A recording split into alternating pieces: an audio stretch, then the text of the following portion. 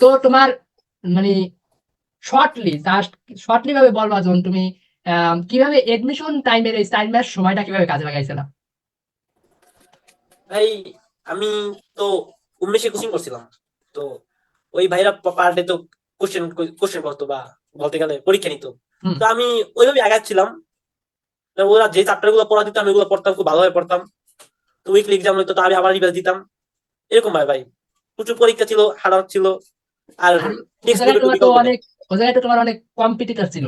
তো জি জি ওই ভাই, জায়গা দিয়ে তোমার বেশি মোটিভেশনটা আসতো ওই জায়গায়। জি ভাই, মেবি। জি। হ্যাঁ, বুঝছি। আর যখন মানে এক্সাম হলে যাওয়ার আগে একটা আমাদের মাথায় প্যানিক কাজ করে, এখন ওটা কি তোমার জি ভাই, মাথায় ছিল? যে এটা তো সবার মাথায় থাকে, এটা তো আমার শুধু আমার জন্য প্রযোজ্য না, সবার জন্যই প্রযোজ্য। একটু ভয় ভয় কাজ করছিল, যদি চান্স না পাই আল্লাহ কি হইবে, এগুলোর মুখ দেখাবো কি হবে, এই। আর সেকেন্ডলি তোমার এক্সাম হলে বইসা মানে কনফিডেন্স লেভেলটা কি রকমের ছিল? মানে অনেকে নার্ভাস হয়ে যায়, তুমি কি নার্ভাস হয়েছিলা? উম, অন্তত আমার মনে হয় না আমি নার্ভাস হয়েছি। মানে তুমি কনফিডেন্স ছিল প্রথম এমন হইবে? চান্স হইবে সেরকম কনফিডেন্স ছিল না, কিন্তু নার্ভাস ছিলাম না। আমি তো বললামই, আমি মনে করছি চোখ দিলে যা হবে ইনশাল্লাহ, কিন্তু না, একটু যেমন সমস্যা ছিল আমার মাঝে এটা ছিল, আমার মাঝে বুয়েট সিকিউরিটি এই দুইটা পরীক্ষায় আমার মাঝে এই কনফিডেন্সটা ছিল যে না, আমার এ জায়গায় আমি পরীক্ষা যা দেবো তাই আমার হইবে, আমার ভুল হইবে না, এই কারণ কনফিডেন্সই আমি আমার বুয়েট মিস হয়েছে। সিকিউরিটি আমি সেম কনফিডেন্স দেখাইছি, ওভার স্মার্ট। তো এই ওভার স্মার্ট কি তোমার মাঝে ছিল হলে?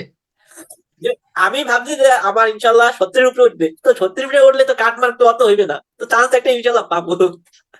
আর তোমার মনে হয় কি কোশ্চেন প্যাটার্নটা কি চেঞ্জ হয়েছে? গতবার যেমন আমাদের সময় একটু চেঞ্জ হয়েছিল আলটিমেটলি, জি মানে ভাই, অন্যান্য ইয়ারের চাইতে, কিন্তু তোমাদের কোশ্চেন প্যাটার্নটা কি তোমার কাছে অন্যান্য ইয়ারের বড় ভাইদের কোশ্চেন প্যাটার্ন থেকে আলাদা মনে হয়েছে না প্রায় সিমিলিয়ার? ভাই সিমিলার হয়েছে যে কেমিস্ট্রি আর ফিজিক্স সিমিলার হয়েছে, কিন্তু হ্যাঁ, এই বায়োলজিটা দুইটাই। একটু একটা বেশি। না, জি ভাই, বায়োলজি বায়োলজিটা একটু হার্ড হইবে কারণ তুমি পড়তে আছো মেডিকেল। বায়োলজি যদি তুমি ইজি ভাবো ওটা তোমার। জি আর ভাই, সাধারণ জ্ঞান তোমার বায়োলজিটা কাছে কিরকমের মনে হয়েছিল? ভাই সাধারণ জ্ঞান আলহামদুলিল্লাহ ভালোই। প্রিভিয়াস ইয়ারের কোশ্চেন তো আমি সলিউশন করতাম, তো ওইখান থেকে ইনশাল্লাহ কমন এটা কি পাইছি। তুমি সাধারণ জ্ঞানের জন্য কি তুমি একাডেমিক লাইফ থেকে প্রিপারেশন নিছো না এডমিশন টাইমে প্রিপারেশন নিছো জাস্ট?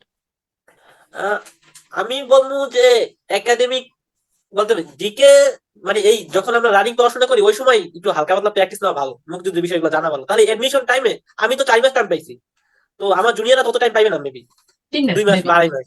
হ্যাঁ, জি আস্তে আস্তে এই টাইম ডিউরেশনটা আস্তে আস্তে কমতে আছে আমাদের। জি ভাই, মানে আমাদের জি বড় জি ভাইটা পাইছিল 5 মাস, আমরা পাইছি জি ভাই, 4.5 মাস, তোমরা পাইছো 4 মাস, এরকম আস্তে আস্তে জি কমতে ভাই। আছে কিন্তু টাইমটা। তো আমি বলবো জিকে তো হালকা পাতলা প্র্যাকটিস করে রাখা ভালো। আর ইংরেজিটা ভাই, ইংরেজিটা একটু হার্ড। আমরা যেহেতু এই অঞ্চলে, প্রত্যন্ত অঞ্চলে, আমাদের জন্য ইংরেজিটা একটু হলো হার্ড, এটা মানতে হবে।